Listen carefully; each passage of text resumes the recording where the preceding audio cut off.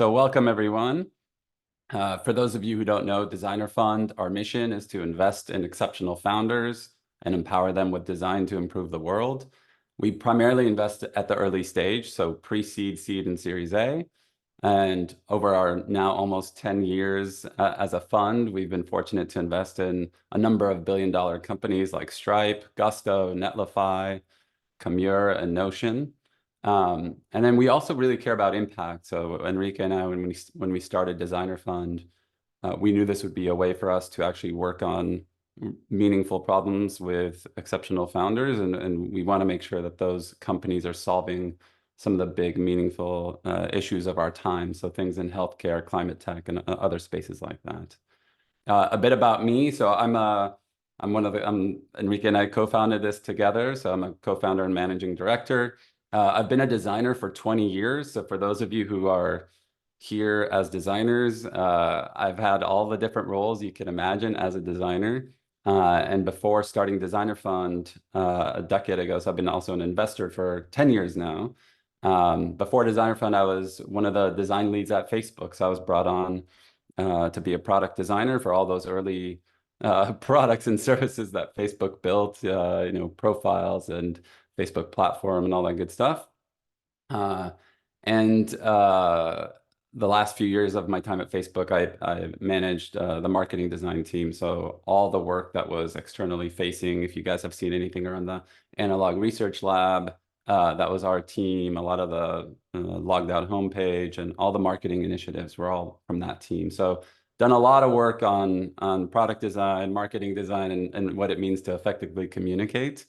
So that's the background. So why are we doing this event? Well, basically, Enrique and I, as managing partners here, we look at hundreds of decks, I'd say like a quarter.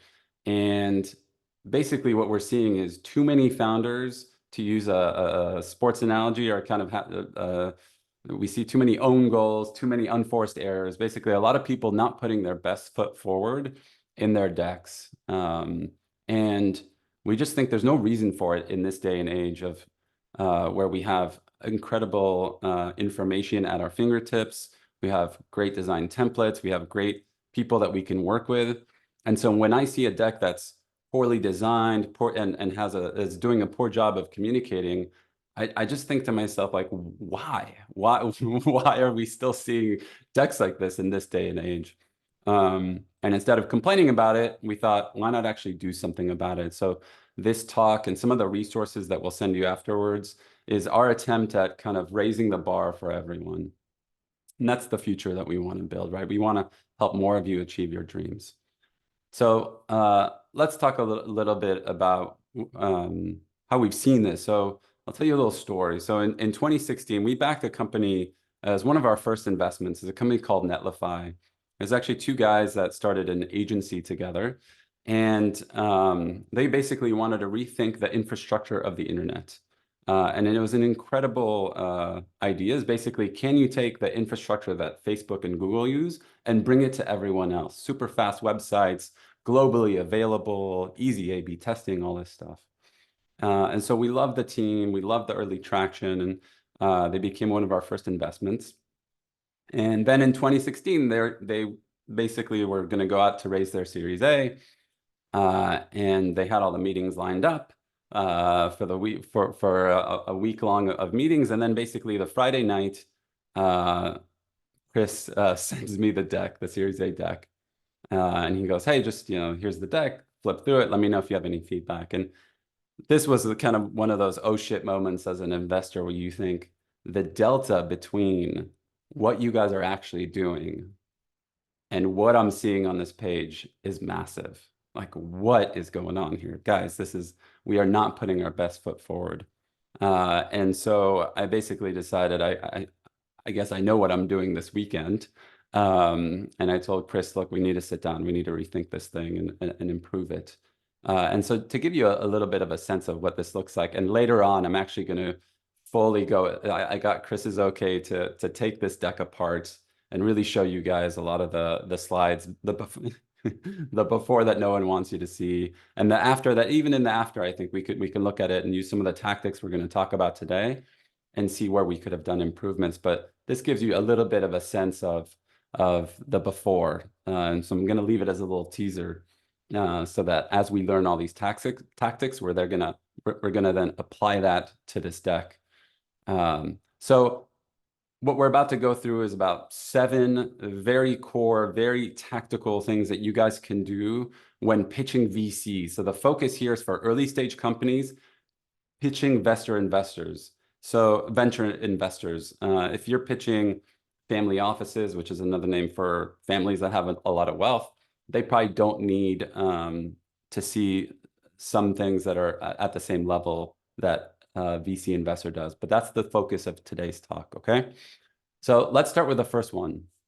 This seems obvious, but basically you need to show that you are going to make these investors a lot of money. And what does that mean? It's not a 10 times return or 15, it's literally 50 to 100 times their investment. So if I'm giving you a $500,000 check, I want to know that you can turn that into I'm doing the math, $50 million, right? So that's the kind of return that we're looking for. And that means you need to keep that thread going through your deck so that we know that your thinking is big, right? We see a lot of companies who come in and we start doing the math and we just say, wait a second, given where they are right now and what their big dream is, there's no 50x here. It just doesn't exist. And especially in the world that we now are in of the last 2 years where the multiples are much lower. So investors are really going to look for if there's a 50 to 100x opportunity here. And one really good way for you guys to do that is what we see a lot of people say, hey, we're raising 2 or 3 million bucks with the goal of getting to $1 million in revenue, which is great. We want to know how, like, kind of the short-term thinking. What we often see missing is in 4 or 5 years, how does this company make $100 million in revenue? And it can be, like, obviously it's like if you're just starting out, it can be a little hand wavy, but we're at least testing to see if your thinking is crisp and big, right? Can you actually fathom how this thing becomes $100 million a year business? Now, let's say you're starting to do this and you think to yourself, like, I don't know that I even want to get there, or I don't think that this business actually can do that. And if that's the case, maybe that's fine. It just means that you're probably not going to want to be pitching VCs. You might want to be pitching family offices, foundations, maybe angel investors. But you're going to have a really tough time with venture capital firms if you don't have the ability to turn their money 50 to 100x over. So I'll give you an example of this. This is Monograph, one of our companies that is a workflow tool for architecture firms. And one of the things that we love here, they're doing a couple of things that we love. One is so much money spent on architecture globally. This is a 2019 number. And it's only grown from here, right? It's like hundreds of billions of dollars are spent on construction and building. Now, obviously, that's not their market. Their addressable market is the tooling around that activity. And even if they only take 30 basis points, it's still a $7 billion market. So you can see that they actually understand kind of the larger market they play in, but what their actual addressable market is. And this is another big mistake we see. So, we'll see something like, oh, Americans spend $200 billion on healthcare, and we're building a tool for therapists to run their businesses. And it's like, well, that's not your market. Your market is not how much Americans spend on mental health services. It's actually like how much the mental health providers spend on tools and services to run their businesses. And it's amazing, you actually see this a lot. Founders don't grok the difference between those two things, or think they can kind of play up the bigger spend and not actually understand kind of the smaller market that they're actually starting out in. Second tip, and again, like a lot of these tips, as we've been reviewing decks, it's I would say, some of these things, like, you're only seeing in 10, 15%. So if you guys do these, you're already going to be in like the top 10% just by doing this thing. So Headlines should argue your point. If I actually showed you the speed at which I do a first read at slides, and if you guys send your decks using DocSign, you'll actually see the speed that investors look through your deck. I would say my first run through a deck is maybe 45 seconds. So I'm going slide, slide, slide, slide. I'm basically trying to scan the main point to try to grok some argument around this thing. And then if it's enticing enough and engaging enough, I'll go in and go deeper. If it's not, it's done. And this is not unique to me or Enrique. Like a lot of investors look this way. And if you send via DocuSign, you'll see that that's the speed that people look at it.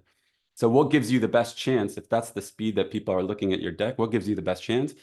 Headlines should basically argue the point. So instead of a headline being team, market, uh, uh, go to market, it should basically be, what is it about your team? What is it about the market? What is it about the solution? So I'm going to give you, again, I'm trying to show you very clear real world examples here. So here's a company, and I pulled out the headlines. So you can actually see if you take the headlines and just put them in order, it reads like an argument for why you should invest in this company. So this was a company called Anco. Okay, what's going on here? 35% of workers in the US are freelance. Okay, tens of millions of people. That's a lot of people. What's going on with them? They spend a day a week on non-billable work, right? So all these freelance workers trying to make money, 20% of their time is just doing work about the work. Well, that seems like a lot of money wasted, right? And guess what we do? We help them do that super easily. Okay, great. That's the solution. And it's so good at doing that job. Almost 90% of people upgrade to pay us for that service. So I just picked these 4 headlines, and in those 4 headlines, I could send this to another investor and say, hey, this is what Anco does. Do you want to meet with them? And it would be enough for them to say, yes, this looks great. Right? So you can see actually their headlines are arguing the point. Let's look at one other example. This is for a company called August Health. They do back-end they do back-end software for senior care facilities. Okay. Senior living is underserved by technology. Basically, if you walk into one of these senior living facilities, it's all pen and paper. What does that mean? Quality of care, and the businesses are really difficult to run. They build the elegant modern platform for senior living communities. They close deals very quickly. So you would expect when you sell to these communities that it would take months or years. It takes them weeks. Why? Because the ROI is very clear to the owners. Customers love August Health. They have a slide on proving that. And they become the system of record. So that's really interesting. Basically, when you're the system of record for these senior living facilities, all of a sudden as an investor, I start thinking about all the other products and services that you can build on this, the value it has to healthcare providers, the value it has to insurance. And you're just like, oh, wow, this is a much, much bigger thing than I realized before, right? So again, just the headlines argue their points, and now I'm on board, and now I can go back and kind of look at the details and come up with the questions. Okay, tip number 3, amplify your strengths. So I think one of the things that's really important to note for every company at the early stage, it's very rare that you have incredible team, unbelievable traction, clear go-to-market, product that's head and shoulders above the rest. If you do, you probably don't even need a deck, right? You can just like send a quick memo and off you go. But most companies don't have all the things that are 5 out of 5. So for the vast majority of companies, what we want to know is, what are you really, really strong at? Where are your strengths? And those should be amplified as much as possible to make a convincing argument. So let's look at an example. So we invested, a few of you said Framer, maybe just one, but hopefully more and more of you will start using Framer for your websites. We love the product. So here was the most compelling thing about Framer when they started, the team. I've known Jorn and Koen forever. They're the most incredible product builders you can imagine. They built products that people love for a long time, creative tools. They would, if you paid them $0, if they made no money, they would be building creative tools, right? And they're so good at it that they actually like built companies that Facebook bought. At Facebook, they worked on some of the best products within Facebook. All of that is not shown here. What does this? What does it say? Kuhn and Jorn have worked in design and tech for 10 years. Like it could be two random dudes off the street who have been tinkering in their house and have had no impact whatsoever. And if you can see at the way, way bottom, it says, hey, by the way, Sofa, their first company was acquired by Facebook. You gotta like, it's like, what? That's the thing you're making people squint at. And so they're European, I gave them a little bit of slack for their humility, but I was like, guys, think like an American. Like shout out your amazingness. Like, don't be afraid to drive that home. Okay, so we redid the team slide. Hey, they spent their lives building design tools. Their first company was acquired by Facebook. And oh, by the way, at Facebook, you know what they designed? Facebook Messages, the Facebook ads platform, Facebook. These are massive, massive products that a ton of people at Facebook use, right? So this is the thing you need to kind of like identify what your core strengths are and don't be afraid to play that up and drive them home. A deck or a pitch is the time for you to put your best foot forward, right? It's the best instantiation of the company and the strategy that you're putting forward. Okay, tip number 4, and this is again, you do this and you're already kind of a top 10% pitch. Why is the problem you're solving huge and urgent? So it is important that both of those things are communicated, because often what we see, someone will say, hey, there's this thing. A lot of people struggle with it, but it's like we start talking to potential customers and they're like, yeah, we struggle with it, but the stuff we're really like top of mind, they start listing like 3, 4, 5 things that are more top of mind for them than this thing that someone is trying to convince you is the urgent thing. And then the huge problem is how do you communicate just the size and scope of the thing that you're tackling? So let me give you some example problem statements. And the reality is not every problem statement is going to have huge and urgent that are super clear. If you don't have that, then you know that that's something you're going to need to overcome in the rest of the pitch. So I'm going to show you an example and you can kind of see the difference. Okay, this is for a cardiovascular care startup. 48% of Americans suffer one cardiovascular condition. It costs $1 trillion to the US healthcare system. Huge? Yeah, we're talking with T's now instead of B's. Is it hair on fire? For half of Americans, you bet your ass it is. If you have issues with your heart, yeah, it's fucking hair on fire, right? So this is the kind of thing where it's like, it's a no-brainer, it's urgent, and it's huge. And if you can solve this or make a dent in this, this is going to be a big company. Okay, this is for a mapping tool. This was for Felt, one of our companies that's basically building Figma for maps. Existing mapping tools require years of training and hours of setup before you get any value. This is their problem statement. Okay, so I buy that and I've looked at existing mapping tools, they stink. Okay, so I buy that, but then you say, okay, but for the people using the tools, how frustrated are they? Do they think that they suck, or have they put in so much time and energy into their tools that actually getting them off of it is going to be a pain in the butt? So this is an example of a problem statement where, okay, you're probably going to have to do some work here to convince me that it's huge and urgent. Here's another company. Every company is a media company, but creating content is slow and labor intensive. Again, it's like, okay, I agree. Every company is a media company. We all know this, right? Like every company needs to be on social media. They need to create video content, all that good stuff. It's slow and labor intensive. Great.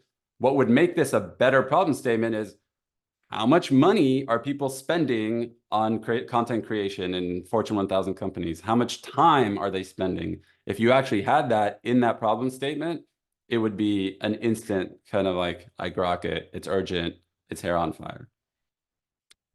All right, so let's look at, here's another real world example. So this is one of our companies called Lumen. They're trying to help real estate owners transition from the old world of regular energy to clean energy. So if you have a portfolio of buildings, how do you transition that entire um, portfolio over to solar energy? So this was their first attempt at the problem statement. Building owners have high energy costs. They know that clean energy can reduce it, but it's a huge headache to do. And so this was, so again, it's like, what's the title for building owners? I don't even grok like what the problem is. And then how much is this actually costing, right? So energy utilities raise prices by 4 to 14%. So if I have 100 buildings, is this $10 million of an issue, $100 million a year of an issue? I don't quite get the sense of how big the financial scope of this is. And this is the V2. Commercial buildings must transform $200 billion a year of energy spent and cut their emissions. Now I get it. Wow, that's a huge amount of money that they spend on energy. And why is this happening? It's like costs of energy are increasing a ton. Tenants are asking for this. Investors are asking for this. So not only is this a huge problem, but there's a bunch of externalities that are forcing commercial real estate owners into this world where they have to transition, and they have no way of doing this effectively. So again, a much better slide on the problem and that it's urgent and massive. All right. Tip number 5, and this we see broken all the time. One idea per slide. There are so many times where I see a slide and there's so much content and you're thinking like, what is the takeaway of this slide? And oftentimes you see 2 or 3 or 4 things and you're just thinking like, it feels like they put the entire memo into a slide and you're like, I don't quite get what they're trying to communicate. So it should be, in one sentence, you should be able to say, what is the point of each slide that you put together? So I'm going to pick on Framer again because they're successful now. And so it's fun to pick on a company that succeeded. So what's this? What's the takeaway here? Framer is a new type of creative tool that helps you build prototypes. And also top designers at different companies use it. And so it's like, well, that's kind of a different point. One is what it is. The other is the kind of traction they have, right? And so we looked at this, we said, this should actually be two things. One is Framer is the design tool of choice for top companies. And then we actually were like, okay, well, traction, you know what's better for traction? Money. And so we actually took their revenue slide and showed the revenue slide over time. And this was a much better way of communicating that this thing has traction. And this was the V1 of the revenue slide, which is like, well, this is pretty, kind of goes up to the right, but you actually don't get a sense of how good of a revenue ramp is this.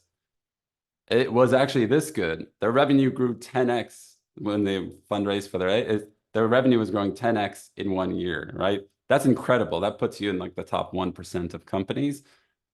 So say that, right? Have that be the title. So again, applying some of these tactics already, it's like one idea per slide, have the title, argue the point, and now we're on fire here.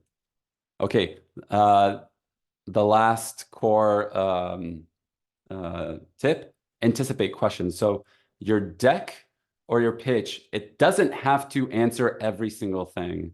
I do, a lot of people asked, we solicited questions, and a lot of people asked like, how much content do I put? How much how much is design and content? But basically everyone's trying to find the balance of like content to design. And I would say you're trying to put your best foot forward. If something's too detailed, just put it in an appendix. And so you can almost always, and also if you practice your deck a few times with friendly investors or angel investors, you'll start to get a sense of the questions that people are asking. And just, it's so refreshing when a founder, when you see something, you're like, hey, what about X? And they're like, oh yeah, we got you. We have a slide about this at the end. So for example, like Monograph, they're like, people love Monograph. I was like, how do you know?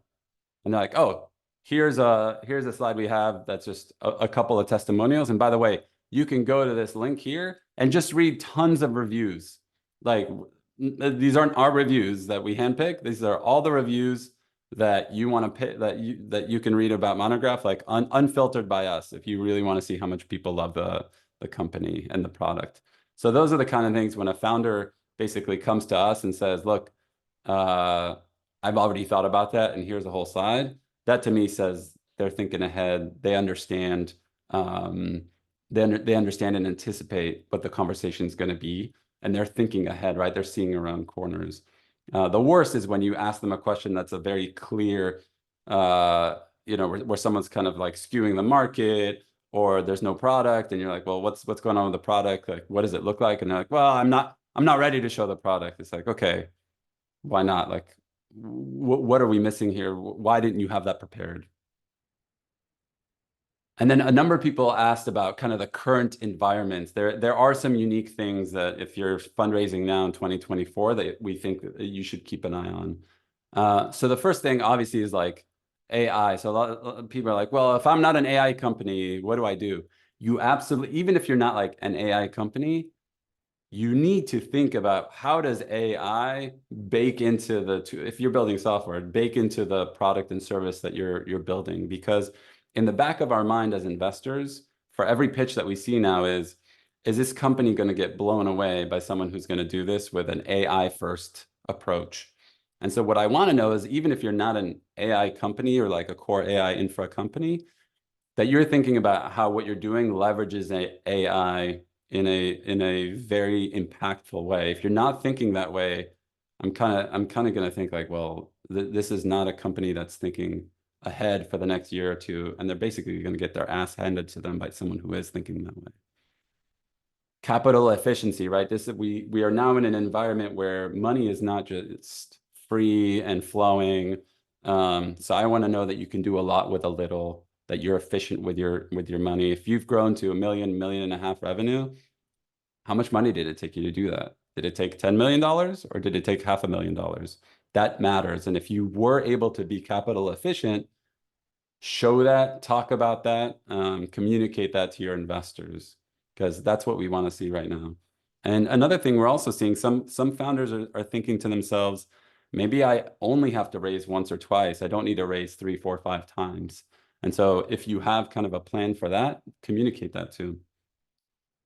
And then the last thing I would say, a trend that I've seen maybe in the last few months that kind of dovetails into this capital efficiency is people work a lot with outsourced freelancers, with outsourced agencies, not just on design, but on all sorts of other things for growth, for marketing. And you start thinking to yourself, well, what's the core team here? If all these people are outsourced and they're doing a lot with a little, still we're in the business of investing in outlier founders. And what I want to know is that these outlier founders are going to attract the best of the best. And if all I see is a team of 1 or 2 founders and everyone else is this outsourced freelancer, I'm kind of wondering to myself, is this going to be a company where talent is going to congregate and aggregate to that team? And if you don't talk about that, it's just going to be a big question mark. And for early stage investing, team is kind of a big part of it. And, some investors will tell you they almost exclusively just like look at the team, and everything else is kind of like secondary. So don't underestimate selling kind of the qualifications of the team that you've put together. And then a few hot takes. We asked some investors that we knew what are some of the things that grind on them or things that they really want to see. One, which I think is a really great point, is like write the memo first. So many people get stuck in these the visual design of their deck, and they start futzing around. They're spending so many hours just like moving things around, whereas it's like the content is still not dialed in. Stop messing with design. Like focus on the content first. You kind of can't escape a memo. If a memo is bad, it's just about the content. Once you got that dialed in, then you can go into the deck. Demos. We had one of our companies, the product is basically one of the most incredible products that exists in the data space. And their first V1 of the deck, I'm kind of going through it. I'm thinking, where's the product? Like, you talk about the team, why the product's amazing, all the things it can do, all the people that love it. And I'm like, show me it's almost like you're like, Hey, I want you to buy this incredible car.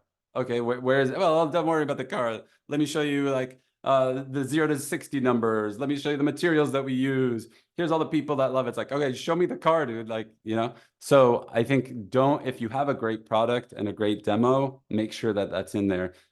Interestingly enough, the YC, we were going to send you a bunch of resources, including other great websites and online resources of content to have in your pitches.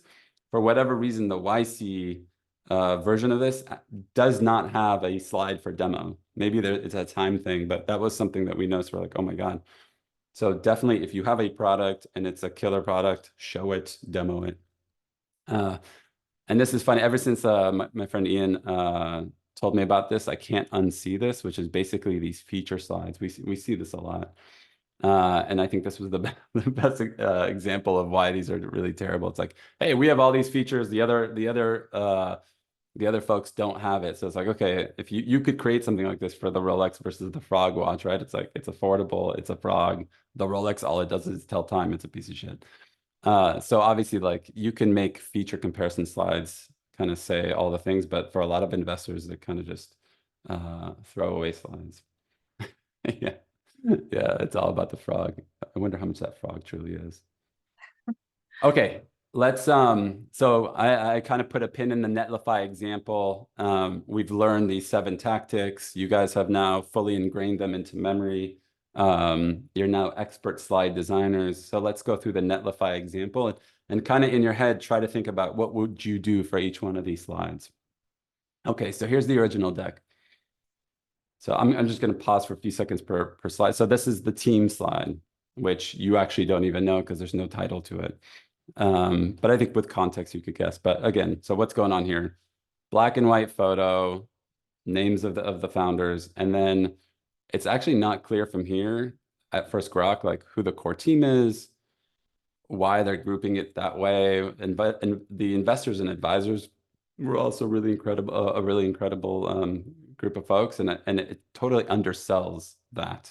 So because team and the investors and the event, like the people around the table for Netlify were an incredible group, and this is a great example of not playing to your strengths and underselling this group of individuals. Yeah, hierarchy is not good. Okay, here's our problem statement. A paradigm shift. For the last 15 years, the web has been built on the fly, and there's issues with malware, performance, and scalability. What kind of issues? What kind of malware? Why is the performance bad? I have no sense of kind of the scale of this thing, the financial impact of the thing. It's super hand wavy. And you guys are, this team's supposed to be the experts at understanding what the issue is and building for this. And they've communicated something that this is not a 30,000 foot view. This is like the 100,000 foot view. This is like I barely grok kind of the scale of this thing. And then they're like, okay, and we solve this 10x faster. I think that's good and clear. Like sites will be 10 times faster with Netlify. Great. Everything else starts to break down, right? So we protect against malware, like all of it. When you protect, what does that do, right? We're scalable. What does that mean? And then there's this weird graph of like, there's microservices, arrows, checkbox. So I think this was also, okay, we solve this. Here's the things that we do. And then weird diagram of kind of the infra, right? It's like, it's very clear that engineers kind of designed this, right? And as an investor, you're just like, I don't quite understand what's going on. Developer love, I thought makes sense. Up and to the right, up and to the right, up and to the right. Don't be afraid to show things that go up and to the right. All the open source projects that use it. So this was a good job. Here was just a little bit of visual design. Here they're breaking. This is an attempt to show that people's adoption of Netlify was leading to revenue. And there's so much going on this slide. So it's kind of like the top of funnel all the way to the bottom, but like you don't actually know how many of each of these things have converted. And then they kind of have this arrow where it's like, hey, we just started this thing up here. And then there's recurring revenue and how that's going and how those things relate. So it actually was a pretty complicated slide. and hard to grok in terms of like how well love is turning into paying clients. And then this is like the market side. We see a lot of these, right? It's like, hey, our initial market is this, and then it goes to this, and then it goes to this. I think this is you know, a fine version of this. But you need to anticipate the right. So when I see front end publishing, I go, okay, there's so many things that could be. Is that money spent on Webflow plus engineer and design teams building websites, plus tooling, plus the like, is that all of that? Because if it's all of that, that's probably not your initial market. If it's something else, then we're going to have that conversation. So again, like a lot of these market opportunity things, you need to anticipate when you're using simplified language, the questions that people are going to have. And then this is another big, I don't know, red flag for me when someone's like, we're raising 10 million to do what? Why 10 million? Why not 5? Why not 50? Like, what is happening right now that you think 10 million is what you need? And so this was a slide that we were just like, we need to fully rethink this one. Wall of love, this is fine. I think like this could, and then we ended up putting this to the appendix. This is a good thing to put in an appendix. Just like, you want to know that people love us? Here's like a bunch of slides that show that. Okay, so let's look at the redefined one. And again, this was done over a weekend, so I'm going to cut myself some slack here. But okay, the team, right? It's very clear. Like in that center is the core team we have, and they're world class. We have Matt and Chris, and then we have their key people that work with inside the company. And then the right-hand column for me is the investors, angels, advisors, and we're pulling all the wonderful logos and the places that these people work, right? So now you have a much better sense of who's the team and who's around the table that's supporting this company. I thought this was a really good, looking back at this, years later, I'm like, okay, we played to our strengths here finally. This I think was a good improvement, but still could be pushed. But one of the things that was great here, it's like, hey, the web needs a paradigm shift. The way we're developing basically is creating all these issues. The best one is the security. 7% of all sites get hacked. My God, that's millions and millions of sites. You don't have to do a huge leap of faith to understand that when a site is hacked, that's costing a ton of time and money for people, right? And then performance and scalability is where we could have actually like used some really clear metrics to help people understand what happens when you increase performance of websites, what happens when that performance is globally available. So I would say this was, going from like a C plus to a B plus, and I think if we had a few more days, we could dial it in even more. This was much better. So here, Netlify is the solution. Why? We take 40 different services that you have to go to a ton of different companies and combine them under one roof, right? So we're a global CDN. We do pre-rendering. We do rollbacks really quickly if something's an issue, right? Like all these things that you would have had to use different products and services, it's all under one roof. The other thing I found, so here, this is another thing to do. You see, we actually have a typo. And for me, one typo okay, but like again, does this team cross their T's, dot their I's? Are they detail oriented? When I see like 2, 3, 4 typos in a deck, I start to wonder. So I think these things like they're not a huge thing, but they do matter. Like investors do look at this kind of stuff. The developer love, we basically just gave it a little bit of a visual improvement. Same thing with the market slide. And here, again, this was actually a fight. Not a fight, but this was a little bit of like, I wanted to pull this into 2 slides. They thought it was really important to show kind of the funnel, but also the ARR. Anyhow, so this was a little bit of a back and forth. Ultimately, I lost this battle, but we did make it easier to grok, more adding more color, warmth, that sort of thing. So you can actually see, some people ask like, how important is visual design? I'd say like the better the traction and so like the less important visual design is. Good visual design always helps. It never hurts. And if everything else is incredible, you don't need good visual design. But all things being equal, better visual design will show a team that you care, that you know how to build a great product, that you know how to effectively communicate. So it goes a long way. And this was a slide where we just had to redo it, right? It's like, hey, we're raising 8 to 10 million. Why? We need a sales org. We need to open source the ecosystem. We need to expand enterprise offerings. This is the focus. And then when we have this slide, we actually talked exactly about like what each of these would cost. So it was a very clear, like we've thought through the 10 million and how we're going to use it. If you don't have this, I think, again, it's just raising a ton of questions and eyebrows. So let's look at these things again.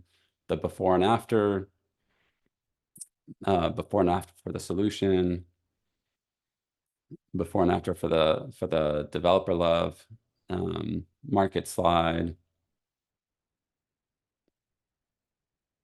and then the total raise.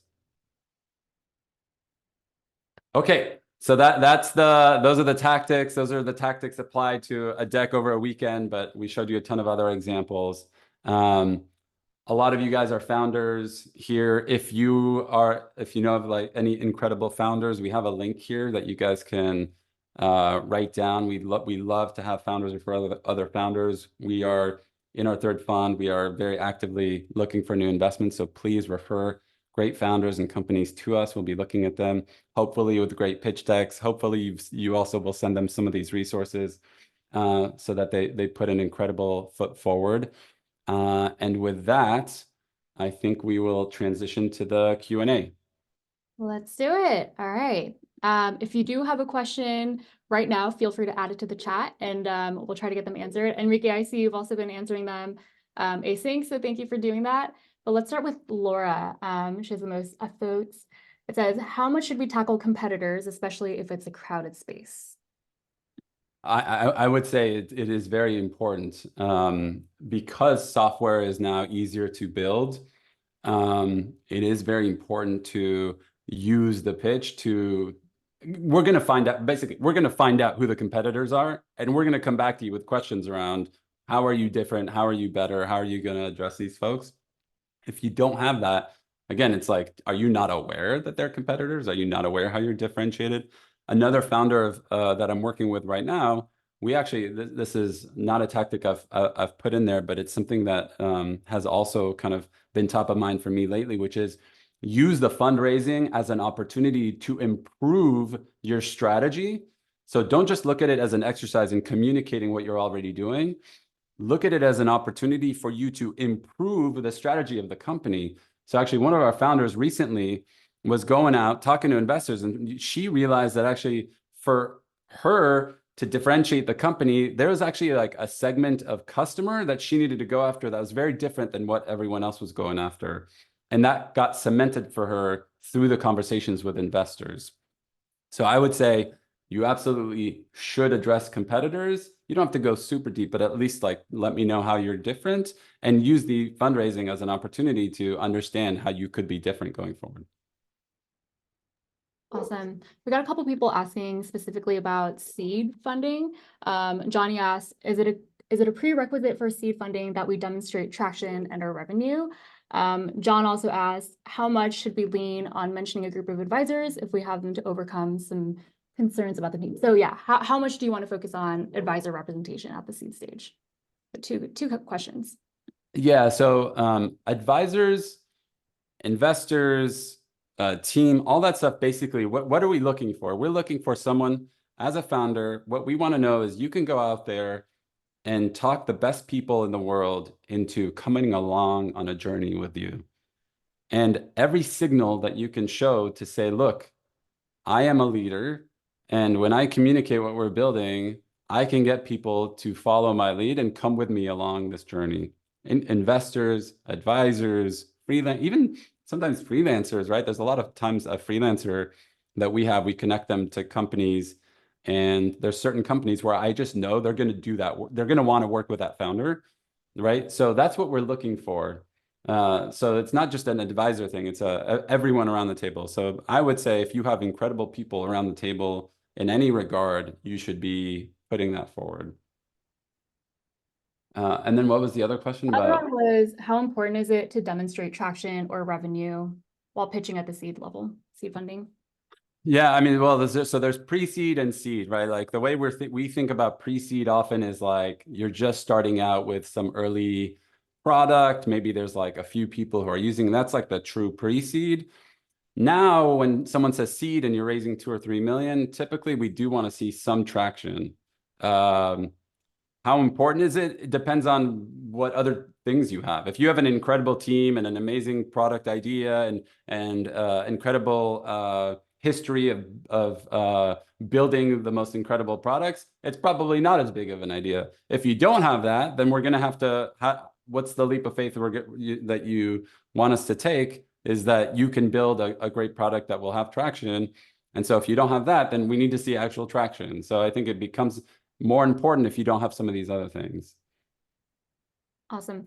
Max is asking, if you're initially focusing on a smaller segment of the market, should your problem or solution reflect that of the segment or that of the big market?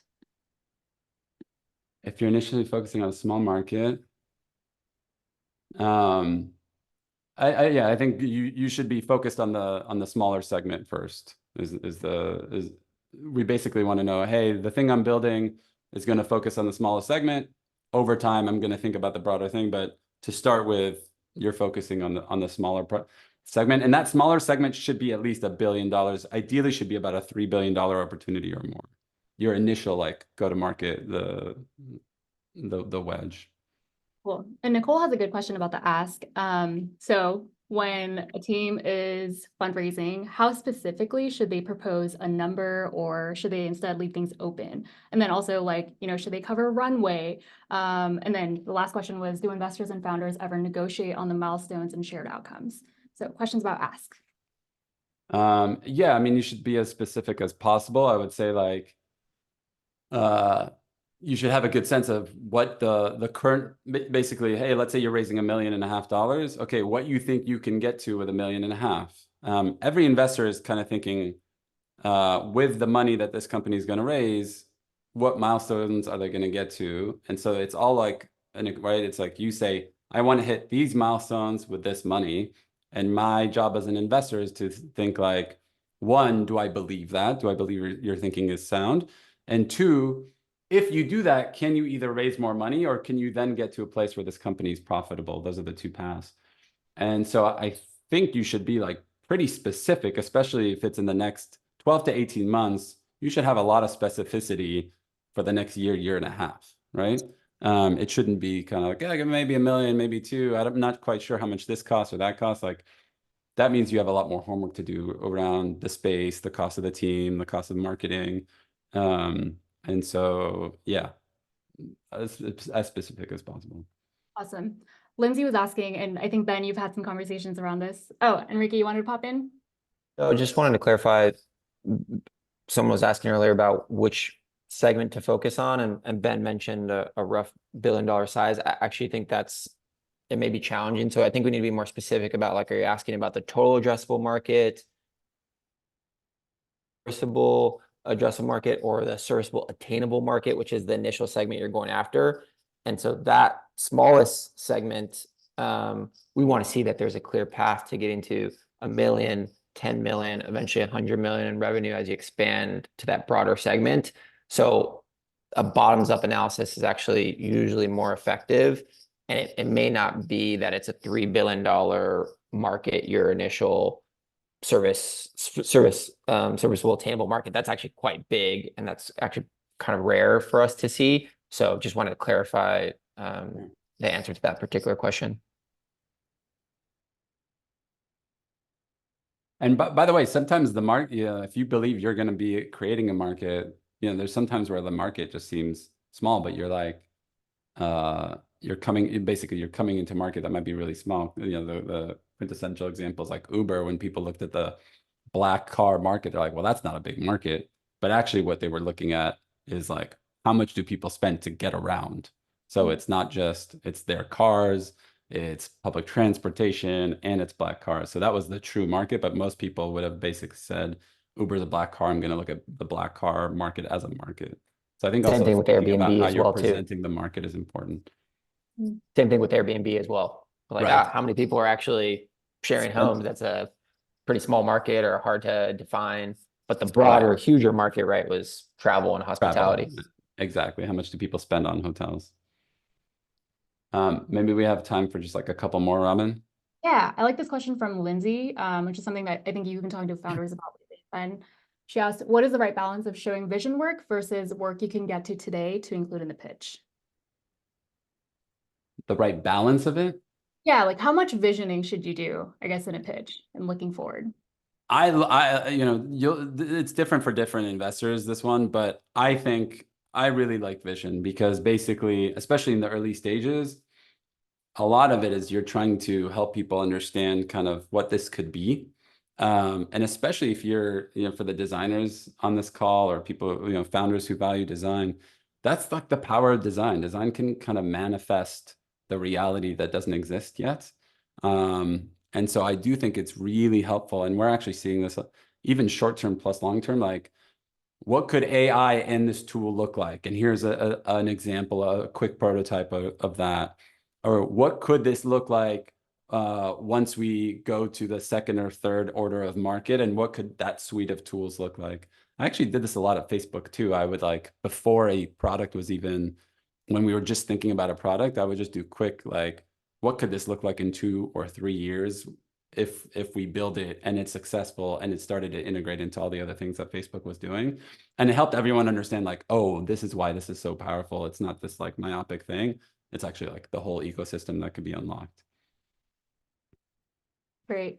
And then this question has come up a couple times. So people are asking about the balance between content versus brevity and clarity. So like, for example, Crosby's asking, how much should you balance simple focused slides with more dense technical content? Yeah, I know it's so hard. It's like the answer is really it depends. So I think you need to find the right balance of um depth of content and brevity. And I would say if you find that you're reading the slides, or even worse, that basically you're speaking and the slides have more content than what you're saying, you have too much content on the slides. So I think as a general rule of thumb for things that you're speaking over, there should be less content on the slide than the words that are coming out of your mouth. For stuff that you send over, as like, we often advise our companies to send over like an overview deck, not the whole deck, but something that's enough, like a 6-7 slides to entice an investor to take a meeting with you. For that, if you're not going to be talking over that stuff, you might want to have enough content that it conveys the point. So it kind of depends on the type of deck that you're putting together, the way it's being presented, and also the type of company. Sometimes the company is really technical and like the slide does need some more robust explanation of the thing. Enrique, do you have any thoughts there? I think that's good. I'm answering a few more questions in the Q&A, but I think that's good. Gotcha. Okay, let's do one more, Robin. One more. All right.